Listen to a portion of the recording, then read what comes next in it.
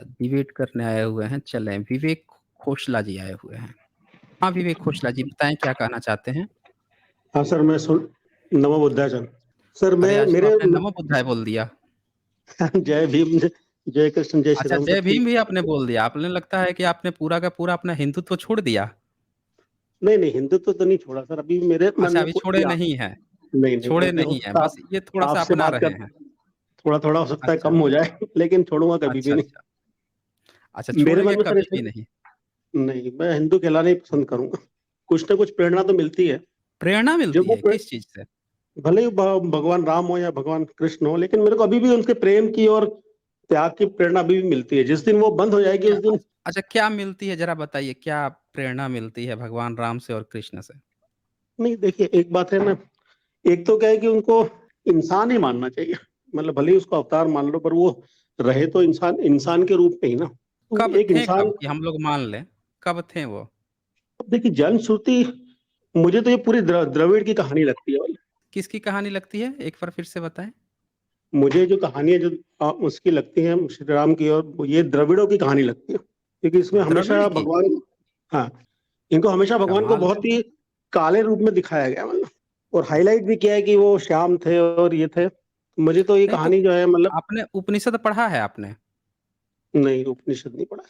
उसमें जब 2 वेद पढ़ लेते हैं ना उपनिषद में, तो 2 हाँ, वेद पढ़ के और हाँ। लोग जो हैं साँवले बच्चा पैदा करते हैं, तो कृष्ण जो हैं द्रविडियन कहाँ से हो जाएँगे? उपनिषद जी। की निंजा तकनीक है ये। तो वो कृष्ण जो है वो कहाँ से द्रविड़ से कैसे रिलेटेड हो जाएँगे? नहीं, जो नॉर्दर्न देखें हेमिस्फीयर में आए आए थे, उनका कलर फेयर हो जाता ना। भाई साहब, आप इतिहास को थोड़ा-सा ध्यान से पढ़िए विवेक खोसला जी। देखें, कृष्ण की जो आप बता रहे हैं, उसको इतिहासकारों ने जो नॉर्थ इंडिया का जो पश्चिमी इलाका है, पश्चिम भारत जो है, उधर से जोड़ा है। उसको साउथ से नहीं जोड़ा है। जितने आप इतिहासकार पढ़ेंगे, चाहे डीडी कौशाम्बी का पढ़िए या फिर और भी जो इतिहासकार लोग हैं, उन लोगों ने इसका कनेक्शन ग्रीक से लिया है कि ग्रीक से होते हुए वहाँ का जो अखिलीस वो था, उससे कंपेयर किया है। और उसको माना है कि उसका जो एरिया था, वो आज के पाकिस्तान वाला जो एरिया है हाँ, और भारत में जो हरियाणा और पंजाब वाला इलाका है, इन हाँ। इलाकों का उसको माना है इन लोगों ने। हालाँकि वो गलत है, लेकिन माना इसी एरिया का है। उसका साउथ से कोई कनेक्शन ही नहीं है कृष्ण का। नहीं, कृष्ण मैं को कह रहा हूँ तो कि 13वीं-14वीं सदी में घूस लिया हुँ, ब्राह्मणों ने घूस लेकर जो यादव लोग थे, उनको ज़बरदस्ती कृष्ण से जोड़ा गया। जैसे शिवाजी को ज़बरदस्ती राजपूत घोषित करने की कोशिश की गई, घूस लेकर ब्राह्मणों ने। वही काम नहीं। 13वीं-14वीं सदी में साउथ में कृष्ण के साथ किया गया। कृष्ण नाम का कोई भारत में किरदार ही कभी नहीं था। आप इंसान बोल रहे थे ना राम और कृष्ण को। हाँ, ये हाँ, भारत हाँ। में काल्पनिक जातक कथाओं के किरदार हैं, कभी इंसान थे ही नहीं। मतलब एक तो कोई क्लू हो। आपने कहा कि हुँ, आप हिंदू कहलाना पसंद करते हैं, ठीक है, अच्छी बात हुँ, है। हुँ, लेकिन राम हुँ, और कृष्ण ने कहीं पे अपने को हिंदू कहा हो, वो भी बता दीजिए। आप पता है क्या कर रहे हैं? एक होता है ना कि 2 हुँ, नाव पे सवारी करना, तो आप हुँ, क्या कर रहे हैं 2 नाव नहीं 10 नाव खड़ा कर लिए हैं और आपको ये हुँ। नहीं समझ में आ रहा है कि आप हिंदू भी एक तरफ कह रहे हैं, फिर कृष्ण के भी भक्त हो रहे हैं, फिर राम के भी भक्त हो रहे हैं, फिर द्रविड़ पे भी जा रहे हैं। आप पहले नहीं, ये तो जो तय कीजिए कि अगर आप राम और कृष्ण को कह रहे हैं, तो राम और कृष्ण ने अपने को हिंदू कहा या अपने को किस कौन-से धर्म का बताया? पहले ये तो तय कर लीजिए। और दोनों से क्या प्रेरणा मिलती है, वो भी तो बतानी पड़ेगी ना आपको। प्रेरणा क्या मिलती है दोनों से? नहीं, मेरा अच्छा कहना है कि जो कृष्ण से क्या प्रेरणा मिलती है, वही बता दीजिए हमें। कृष्ण से प्रेम और क्या प्रेम? क्या प्रेम? राजनीतिक क्या प्रेम? राजनीतिक सूझबूझ, मतलब धर्म की रक्षा के लिए आप अच्छा जो भी करना है आपको कृष्ण करना। 1 मिनट ज़रा। आपने कहा जी, कि कृष्ण से आपको राजनीतिक सूझबूझ मिलती है, प्रेम जी, मिलता है। हाँ। ज़रा बता दीजिए तो क्या राजनीतिक सूझबूझ मिलती है कृष्ण से? मतलब धर्म की रक्षा के लिए उन्होंने जो भी करना पड़े वो करो आप, मतलब भले ही किसी अच्छा, को धर्म की रक्षा के लिए यहाँ पे सेंटेंस ध्र हाँ, ध्यान से सुनिएगा। हाँ। आपको राजनीति करनी है या धर्म की राजनीति करनी है? पहले ये तय कर लीजिए। मतलब वो कृष्ण उनका जो है हुँ, कृष्ण जो है वो धर्म की कौन-सी राजनीति कर रहा था? जब उसकी जो अधर्म बढ़ 16 गया, अधर्म कैसे बढ़ता है? क्या होता है? धर्म और अधर्म क्या होता है? ज़रा ये बता दीजिए मुझे। कैसे अधर्म तो बढ़ता कैसे है? ये था ना, जब अब जैसे वो हुँ, उनका युद्ध हो रहा था कौरव पांडव का, तो वो सच आपको हमेशा सच का साथ देना है, चाहे आप वो कमजोर हो और चाहे आप शस्त्र ना भी उठाएं, लेकिन हमेशा आप सच का साथ दो, चाहे आप कुचले जाएं, चाहे मर जाओ। गीता ये नहीं बोलती कि आप हमेशा जीतोगे ही जीतोगे, लेकिन आपको हमेशा धर्म का साथ देना है हर हाल में, मतलब मरते दम तक। ये कौन बोल दिया आपसे? ये कौन बोल दिया कि सत्य का साथ दिया था कृष्ण ने? कृष्ण ने तो कभी भी सत्य का साथ ही नहीं दिया। कृष्ण क्या हुँ, कहता है? अपने पहले सैनिकों को किसको दिया था? कृष्ण जो है अपने हुँ। सैनिकों को उठा के दुर्योधन को दिया था। हाँ, उसको ये हाँ, बात हाँ। पता थी कि उसके सैनिक मर जाएँगे? उसने जो माँगा बताइए। वो पहले पहले उसके पास पहुँचा, वो धर्म ये था कि भई जो आपकी मदद को आए उसको मदद करो। उसने मदद सेना करो। माँगी, उसने कहा ले जाओ और उसने सेना माँगी, उसने दे दिया। तो कृष्ण जो हाँ, है वो कहाँ फिर चतुर कहाँ रहा? एक चतुर व्यक्ति जो होता है वो कभी युद्ध नहीं होने देता है। आज की डेट में जो थर्ड वर्ल्ड वार है, ये कोई होने दे रहा है थर्ड वर्ल्ड वार? नहीं पर थर्ड वर्ल्ड नेगोशिएशन तो वार करा ना आप आखिर आप नहीं हुँ, नेगोशिएशन कर रहा है, लेकिन थर्ड वर्ल्ड हाँ, वार आप देख लीजिए, एक तरफ जो है इतने आतंकवादी खड़े हैं। फिर भी हुँ, इतने आतंकवादी होने के बाद से भी लोग कहते हैं कि सारा मुस्लिम देश एक साथ रहता है, एक साथ रहता है। हुँ, अमेरिका आज भी पाकिस्तान में जाके पाकिस्तान की हेल्प लेके अफ़गानिस्तान को मारा। हाँ, सऊदी अरेबिया की मदद लेके इराक को ठिकाने लगाया। अमेरिका जो है मुस्लिमों की ही सहायता लेके मुस्लिम देशों को ठोकते रहता है। हुँ, सऊदी अरेबिया से लेके सबकी सहायता लेके सीरिया में आईएसआईएस को भी ठोका, खड़ा भी किया, ठोकता भी रहा। तो हुँ, उसने तो कभी वर्ल्ड वार नहीं होने दिया। आपका कृष्ण हुँ, क्या कह रहा है, अपने ही सैनिक को उठा के दुर्योधन को दे दे रहा है। ये कौन-सी हुँ, उसकी कूटनीतिक राजनीति, ये कौन-सा आप सीखेंगे? आपको लड़ाई करनी है चीन से हुँ, और चीन जो है आपके पास आ जाए कहे कि भैया आप जो है हमारे सैनिक दे दो, तो आप अपने सैनिक भी उठा के चीन को दे दोगे। जानते हो कि हम लड़ाई होगी तो हम अपने ही सैनिक को मार भी देंगे। ये कौन-सी आपकी कूटनीति राजनीतिक है? क्या सीखा आपने? कि दुश्मन को ही जिस दुश्मन को आपको मरवाना है, वहीं अपने सैनिक भेज दो, उसी को मरवा दो। विवेक खोसला जी थोड़ा हाँ, स्वस्थ माइंड से एक बार सोचिए कि कृष्ण की हुँ, जो सोच है, वो कितनी बेकार और बेतुकी सोच है। अपने इतने सारे सैनिक को दुर्योधन को दे देना लड़ाई हो रही थी तो अर्जुन ही तो मार रहा था। किसको मार रहा था? कृष्ण के सैनिक को। हुँ, एक स्वस्थ व्यक्ति कभी लड़ाई नहीं होने देता है, लड़ाई का बचाव कर लेता है, एक इंसान को नहीं मरने देता। आपके कृष्ण की इतनी सूझबूझ नहीं थी कि वो अर्जुन को या दुर्योधन को कंट्रोल कर सके। उल्टे अब तो सैनिकों को लड़ाई में भेंट चढ़ा दिया। आज जब पाकिस्तान से लड़ाई की बात होती है, हुँ, तो सारे लोग रोना शुरू कर देते हैं कि अभी लड़ाई होगी तो देश 20 साल पीछे चला जाएगा, 10 साल पीछे चला जाएगा। क्यों ये बातें होती हैं? क्योंकि हम सब हुँ, जानते हैं कि लड़ाई से विनाश होता है। कौन लोग हुँ, मरेंगे? अरे उसके मरेंगे तो अपने भी मरेंगे। अपने यहाँ भी विधवा होंगे, अपने यहाँ भी बाल-बच्चे अनाथ होंगे, ये सब लोग जानते हैं। हुँ, कृष्ण को इतना नहीं सुझाया, अपने सैनिक को उठा के भेज दिया उधर, जा भई जा, हम तो इधर से मार ही देंगे। अर्जुन तो मार ही देगा। कौन-सा सूझबूझ ले रहे हैं? भई पर यहाँ वो से साफ-साफ पता चलता है कि हम कृष्ण से कोई भी सूझबूझ नहीं लेते हैं। ये हुँ, झूठा आपके मन में मनगढ़ंत आप ये कह रहे हो कि हम लोग उससे राजनीति सीखते हैं। हुँ, हुँ, दूसरी बात यहाँ पे क्या आती है कि कृष्ण से आपने क्या कहा कि धर्म की राजनीति स्थापित करने के लिए। हुँ, अरे भाई साहब, कृष्ण को धर्म से क्या लेना-देना था? उसका क्या धर्म था? 2 हुँ, भाइयों की आपस में 2 परिवारों की आपस में लड़ाई थी, उसमें धर्म का क्या लेना-देना था? बोल रहे हो धर्म की स्थापना के लिए?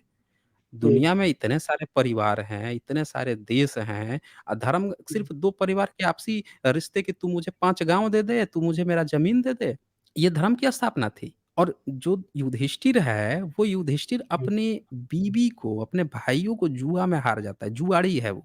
उसके तरफ हुँ, कृष्ण जाके खड़ा है। एक बार हुँ, भी उसने कहा, आप भी आपका छोटा भाई या आपका कोई जान-पहचान का कुछ गलत करेगा, आप जाके उसे कहोगे ना भई कि अबे जुआ खेलता है वो तो समझ में आता है, अपनी बीवी को जुए में क्यों लगा दिया? अपना घर-द्वार सब जुए में क्यों लगा दिया? कुछ तो रख लेता इतना तो समझाओगे? तो आपका कृष्ण जो है युधिष्ठिर को एक बार भी पूरे महाभारत में कहीं समझाया कि भई तू इतनी जुआ क्यों खेलता है? तू बीवी को उसमें जुए में हरने क्या उल्टे उसको क्या कह रहा है? अज्ञातवास में जा रहा है, उसके कोई कपड़ा खींच रहा है, द्रौपदी की तो आ रहा है उसको साड़ी देने के लिए।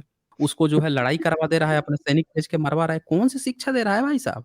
हमें तो समझ में ही नहीं आ रहा कि आप क्या कहे जा रहे थे कि आप क्या कृष्ण से सीखते हैं? पूरे कृष्ण को आप पढ़ लीजिए, आप एक चीज़ आपको सीखने वाली कहीं कुछ मिल जाए, तो हमको बता हुँ, दीजिए।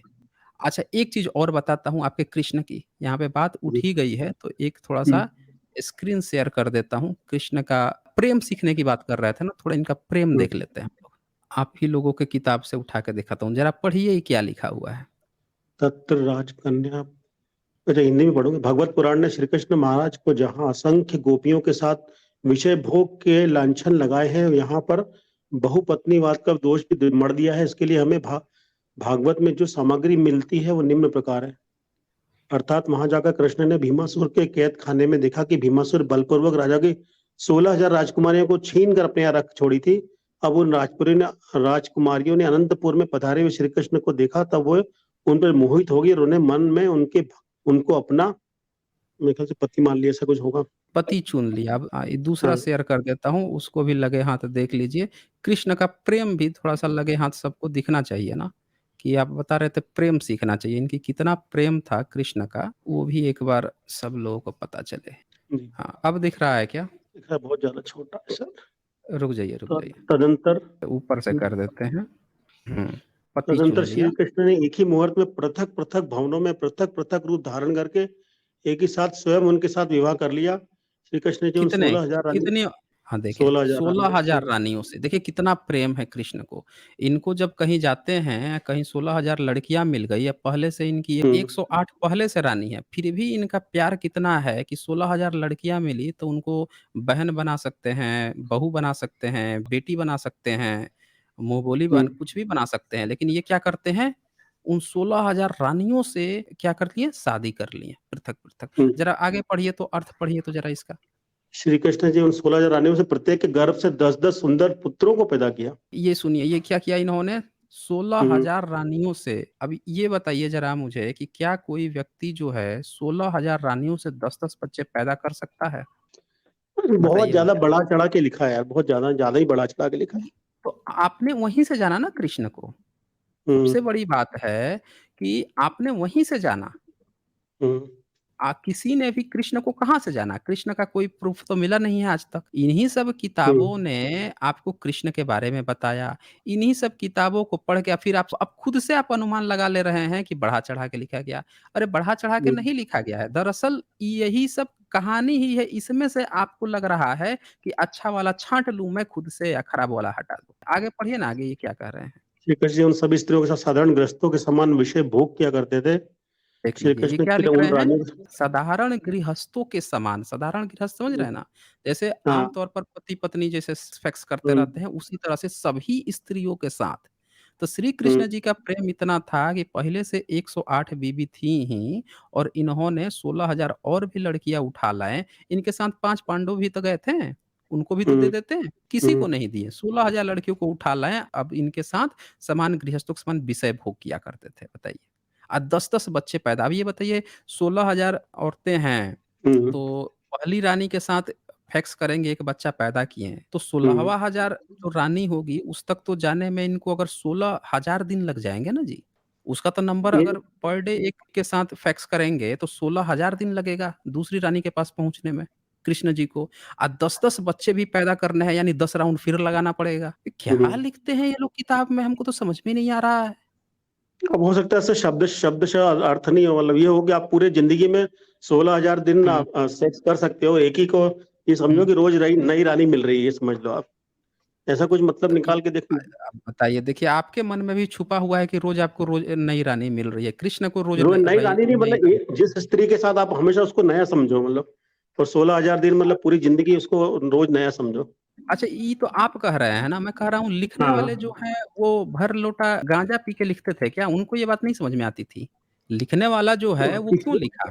लिखने वाला यहाँ क्या लिख रहा है कि श्री हुँ, कृष्ण ने एक ही मुहूर्त में पृथक-पृथक भवनों में, अलग-अलग हुँ, भवन में हुँ, हुँ, 16,000 हुँ, भवन बनाया होगा, 16,000 औरतें थी तो। पृथक-पृथक रूप धारण करके एक ही साथ स्वयं उनके साथ विवाह कर लिया। एक ही साथ स्वयं खुद से उन सबके साथ विवाह कर लिया। फिर इसके नीचे क्या अर्थ लिखते हैं, श्री कृष्ण ने उन 16,000 रानियों में से प्रत्येक हुँ, के गर्भ से, यहाँ पे क्लियर लिखा हुआ है प्रत्येक के गर्भ से 10-10 सुंदर पुत्रों को। ये नहीं लिखा है कि एक ही को 16,000 नया रूप देख रहे हैं, रोज़ एक ही बीवी को अलग-अलग रूप में देख रहे हैं।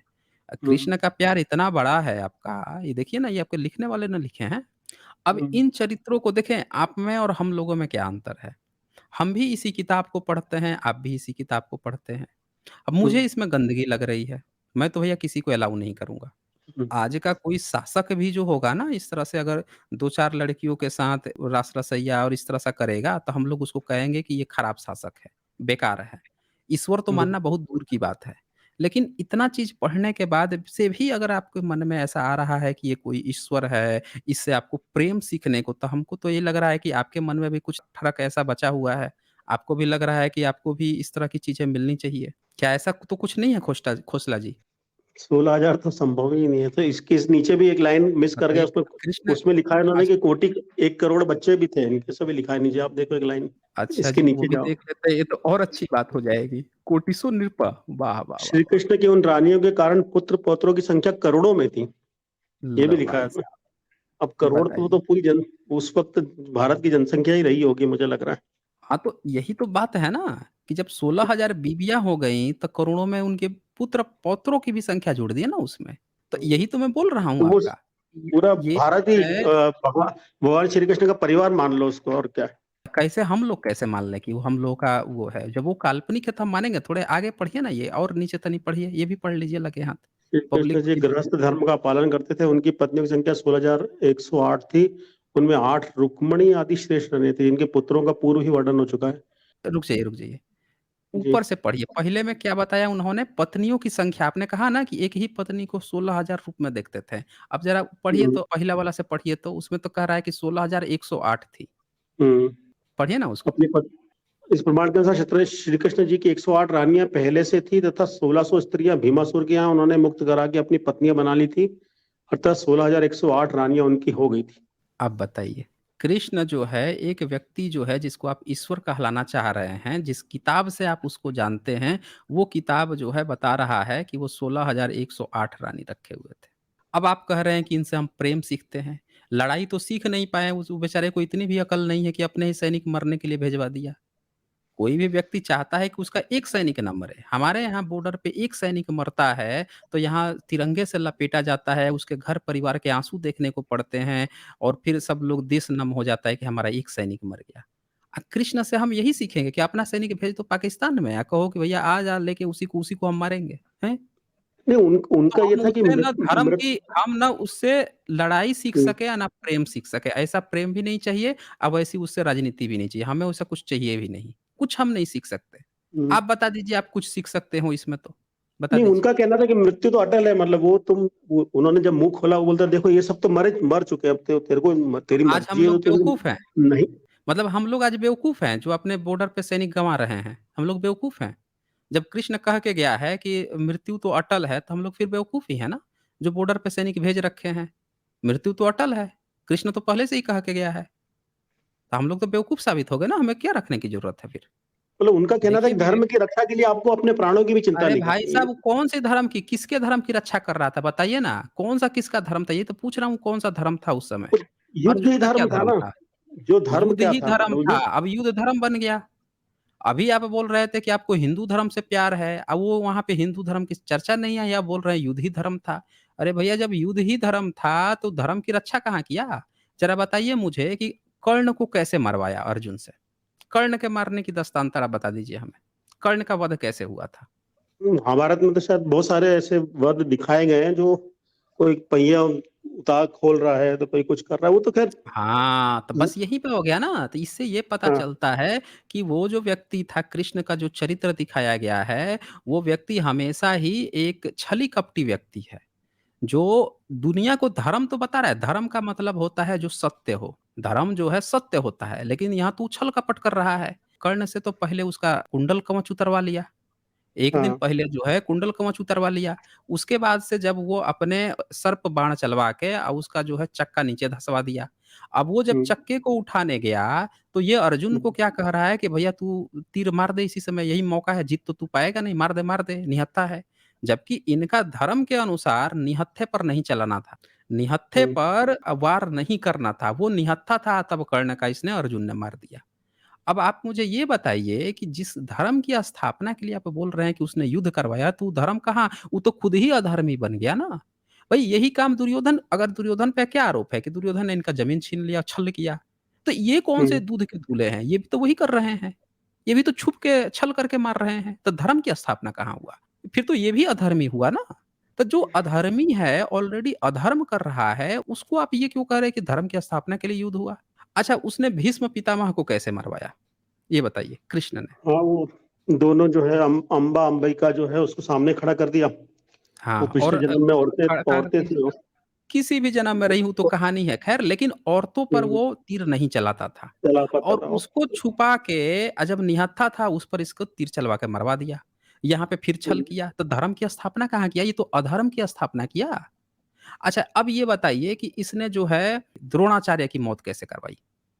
नहीं, मैं ये बोलना चाह रहा हूँ कि इनको आप ये समझ लो कि भीष्म पितामह को मारा जा सकता था। एक बार इतनी भयंकर उसने अरे भाई, बाणों की बारिश वि की कि विवेक भगवान श्री विवेक कृष्ण को खोसला जी हथियार उठाना पड़ा। विवेक खोसला जी, हाँ, भगवान श्री कृष्ण को हथियार नहीं, वो खुद ही एक ऐसा चरित्र पेश किया गया है, जो खुद ही हाँ, वहाँ पे क्षत्रिय नहीं है, क्षत्रिय का धर्म होता है लड़ाई करना, आपके महाभारत के अनुसार।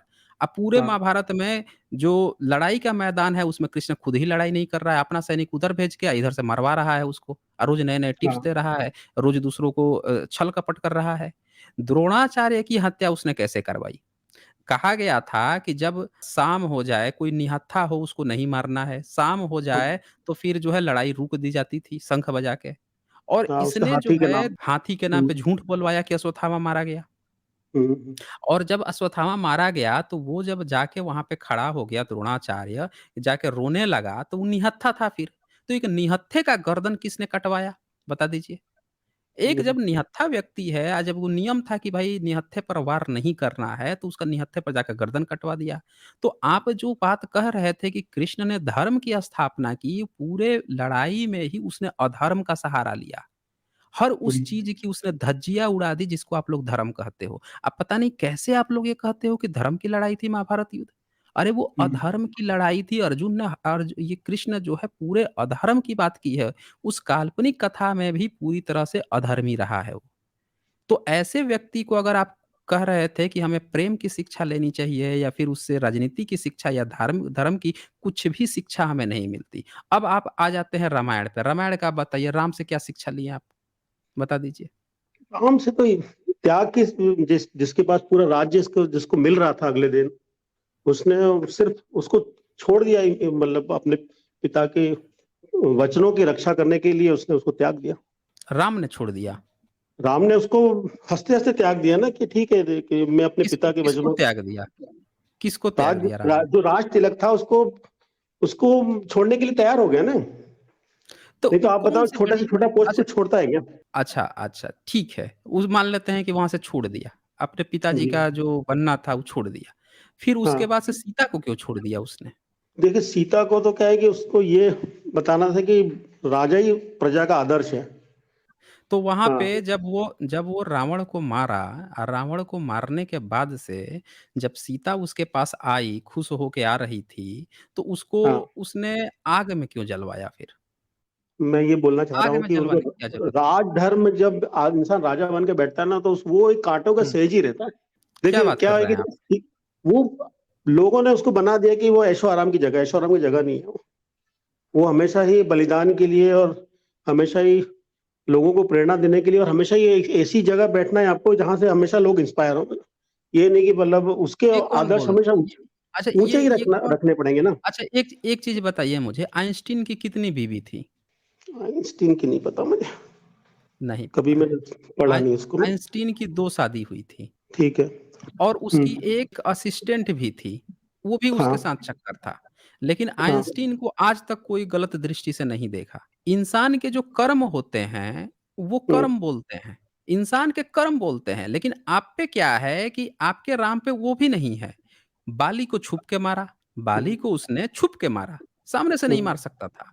और हुँ, उसने रावण को भी जब मारा, तो उसमें भी उसने छल का सहारा लिया। विभीषण हुँ, जाके उसे चुगली किया। इसे हुँ, अगर ये धर्म युद्ध था, तो इसमें भी उसको चुगली करवाने की क्या ज़रूरत थी? विभीषण जाके बता रहा है कि उसके यहाँ पे मारो, वहाँ पे मारो, तब जाके मरेगा।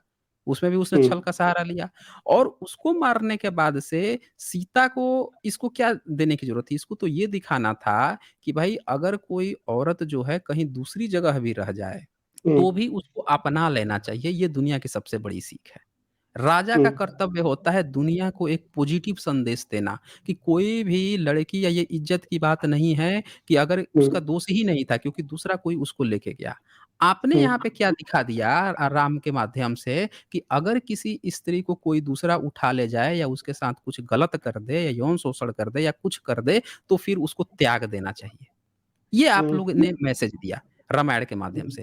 राम जो है वहाँ पे क्या कहता है सीता से कि ये जो विभीषण है, ये जो लक्ष्मण है, ये जो मेरे भाई दिख रहे हैं, इन सब के साथ हुँ, चले जा। विभीषण तो ख़ैर राक्षस था, तो हुँ, राक्षसों के साथ बोल देता है कि तू राक्षस के साथ चल जा मगर मैं तुझे एक्सेप्ट नहीं करूँगा। वो ये कह देता है कि ये जो बंदर हैं, जो हुँ, सुग्रीव वग़ैरह था, बंदर वग़ैरह, उनके साथ बोलता है कि तू उनके कौन अपनी बीवी के साथ ऐसा कहेगा कि तू हुँ, किसी उसके साथ चला जा, बंदर के साथ चला जा लेकिन मैं तुझे नहीं लूँगा। बोलता है कि तू कहीं भी चले जा लेकिन मैं तुझे एक्सेप्ट नहीं करूँगा। तो वो हुँ, एक मैसेज देना चाह रहे थे आप लोग कि कोई अगर स्त्री को कोई दूसरा कोई उठा लेता है, चोरी कर लेता है या कुछ गलत कर देता है, तो उस हुँ, स्त्री की ज़िंदगी जो है बहुत बेकार, बदनीय, दयनीय कर देनी चाहिए। आपने रामायण के हुँ, माध्यम से ये शिक्षा दी। आपने कभी नहीं कहा कि एक लड़की को भी जीने का हक है, उसको भी सुरक्षा मिलनी चाहिए, उसके ज़िंदगी सिर्फ़ उसके कौमार्य या उसके सेक्सुअल रिलेशन तक स्थित नहीं होती है, ज़िंदगी बहुत बड़ी होती है। सेक्सुअल टाइम एक पीरियड होता है जो ज़िंदगी के एक हिस्से में आता है और चला जाता है। आप लोगों ने हुँ, सेक्स रिलेशन है उसी को ही पूरी ज़िंदगी और इज़्ज़त बना के पेश किया रामायण में और आप बोल रहे हैं कि उससे हमें शिक्षा लेनी चाहिए, राम से बोल रहे हैं शिक्षा लेनी चाहिए।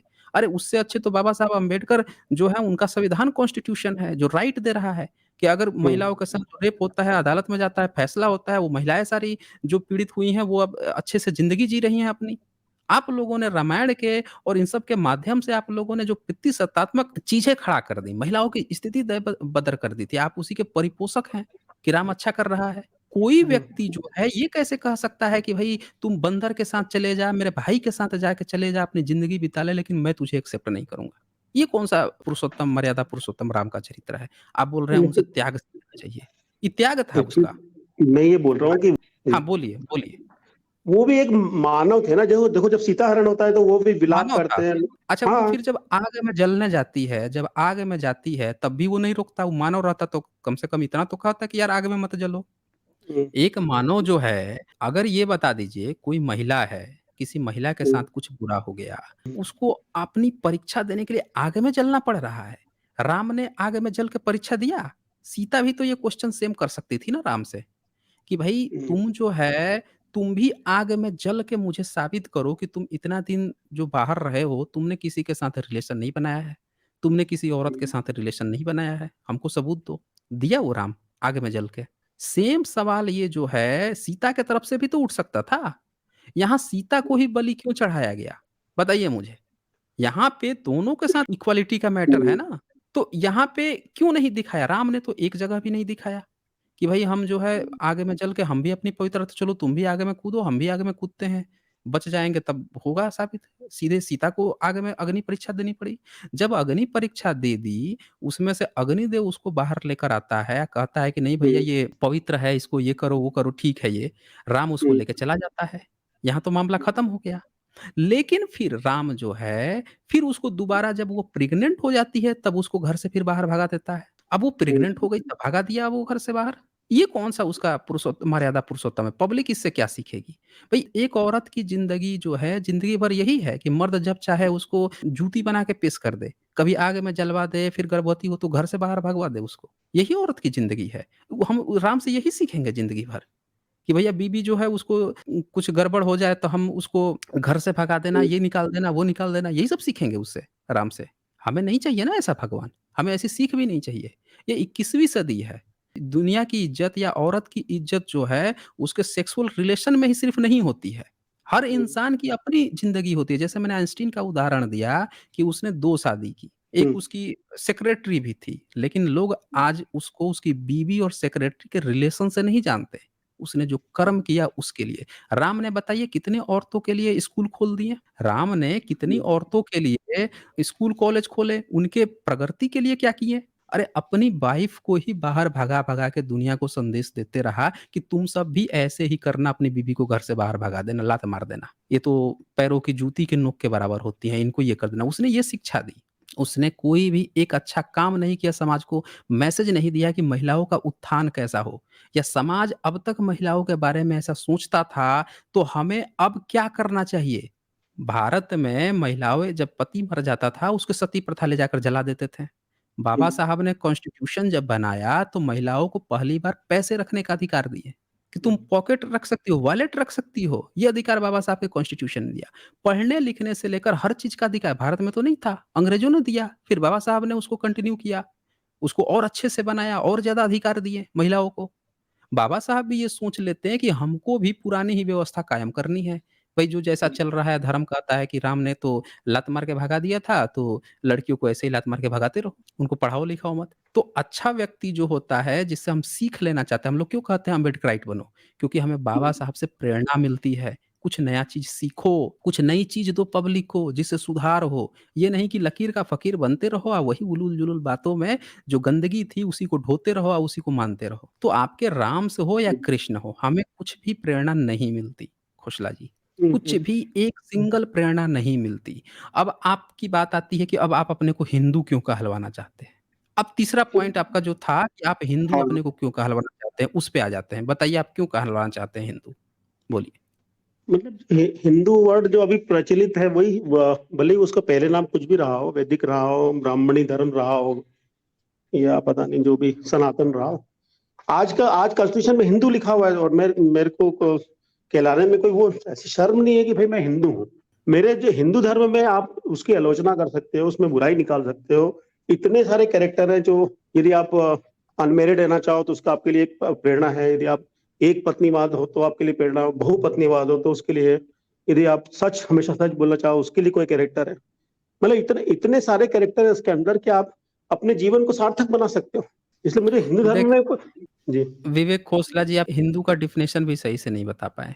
हिंदू का एक जियोग्राफ़िकल डेफ़िनेशन बताया गया है और हाँ, जिसके अंतर्गत सब आते हैं। केवल आप जो अपना बता रहे हैं जो ब्राह्मणी धर्म वो नहीं आता है। जियोग्राफ़िकल रीजन है। भारत में फिलॉसॉफ़िकल जो धार्मिक आप बताने की कोशिश कर रहे हैं, वो भारत में या तो वैदिक होगा और या फिर बौद्ध होगा या जैन होगा। समझ रहे हैं हुँ, ना? फिलॉसॉफिकल ढंग से जो क्राइटेरिया है वो बौद्धों का है, फिलॉसफी के रूप में जैनों का है या फिर वैदिकों का है।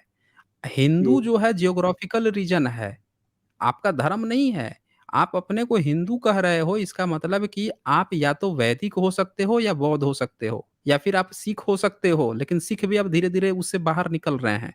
मैरेज का जो नियम है और जैन भी अलग हो जाएँगे। मैरेज के नियम से ये चीज़ प्रभावित होता है। तो ये चीज़ आपको समझनी पड़ेगी कि आप जो हिंदू कह रहे हो ज्योग्राफिकल रीजन आपका धर्म नहीं है। आप सिख हो, बताइए आप सिख हैं?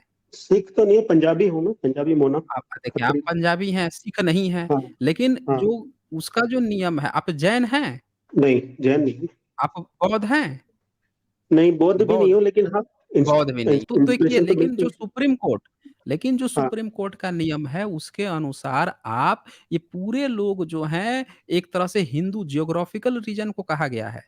सलमान खान जब हिरण के केस में जब काला हिरण मृत्यु के केस में गया था, उससे पूछा तो उसने अपने को हुँ, बताया कि मैं हिंदू मुसलमान हूँ। हुँ, हुँ, उसने क्या कहा मैं हिंदू मुसलमान हूँ। यानी वो इस ज्योग्राफिकल रीजन में है इसीलिए वो हिंदू है। उसमें वो मुसलमान धर्म को पालन करता है या संप्रदाय को।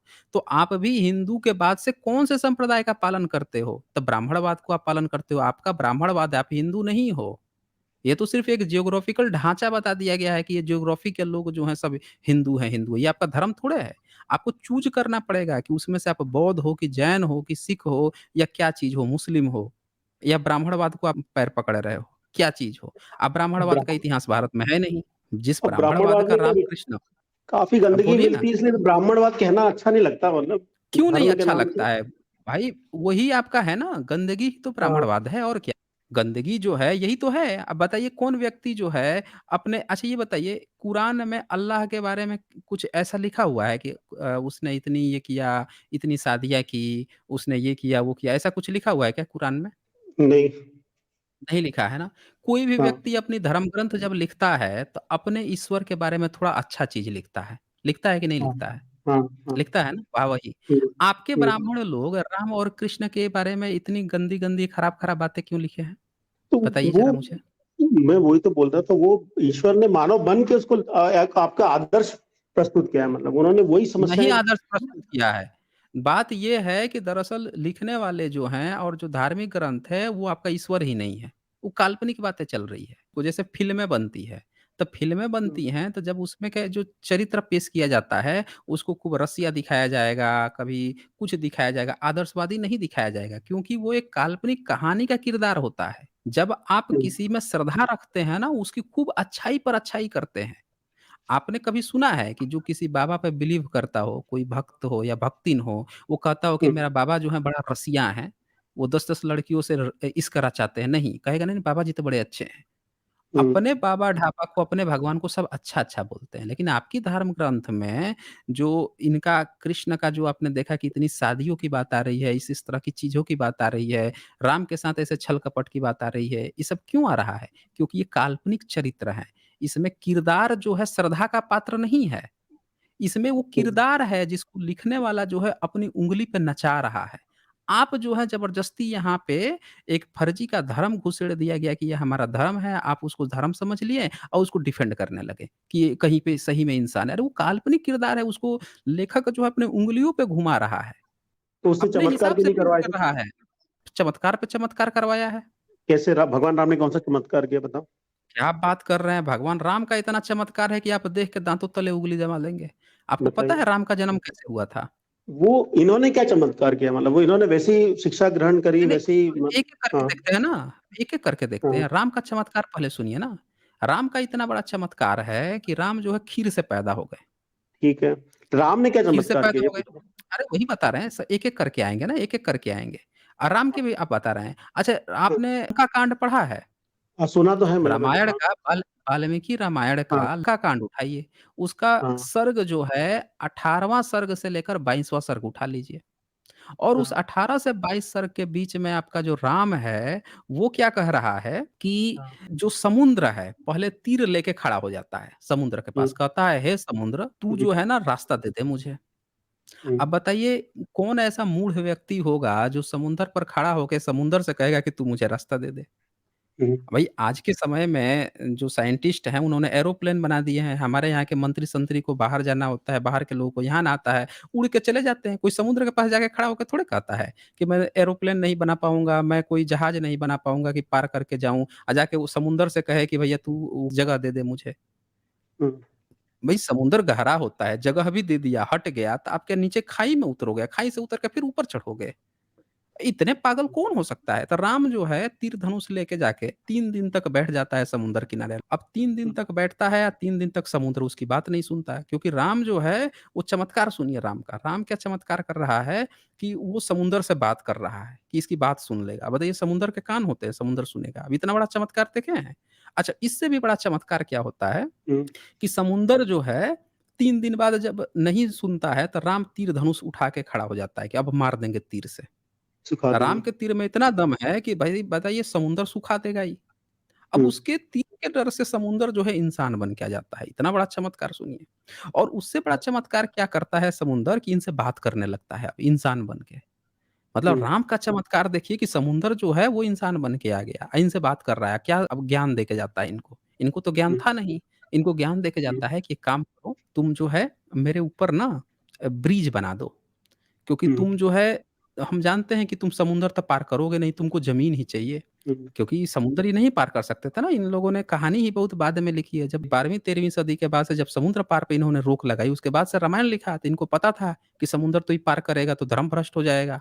तो वहाँ पे हुँ, इन्होंने एक नई कहानी बनाई कि भई ब्रिज बना दे उसके ऊपर ज़मीन की तरह। तो ये हुँ, ब्रिज बनवाता है। अब चमत्कार सुनिए 5 दिन में 100 योजन लंबा और 10 योजन चौड़ा ब्रिज बन जाता है। अब बंदर और भालू मिलके बनाते हैं।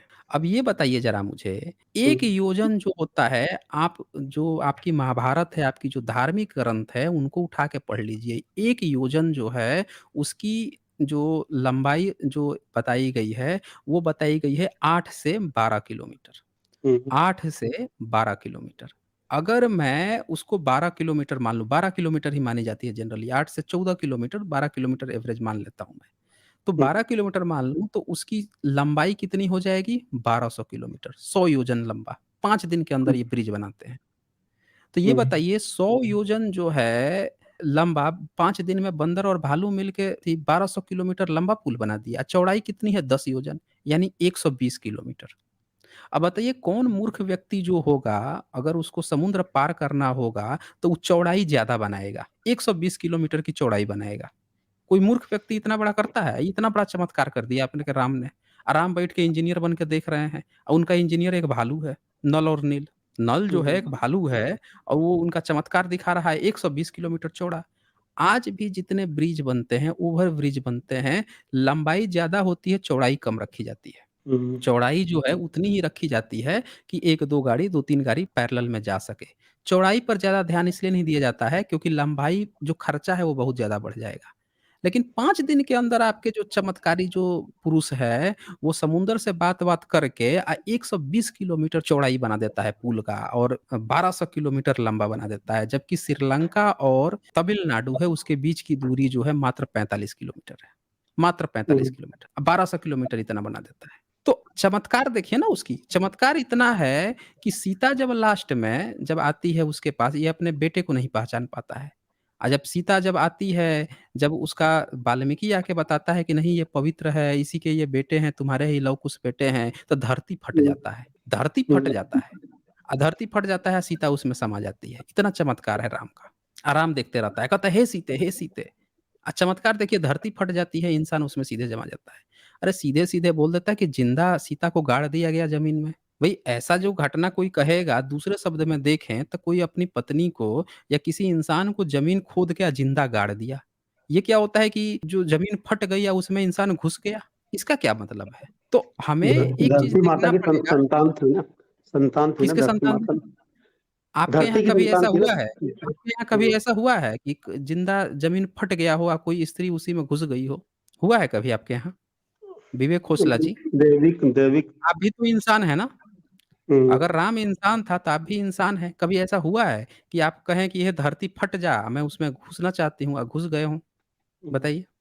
तो नहीं होता है। आप उसको इंसान कह के ज़बरदस्ती का जो है वो लीपापोती करने का प्रयास कर रहे हैं, लेकिन सच्चाई यही है खोसला जी कि जितनी मैंने बातें कही है इसको ध्यान से एक बार सुनिएगा, समझिएगा, फिर मैं आपसे डिस्कशन करूँगा। चलें फिर।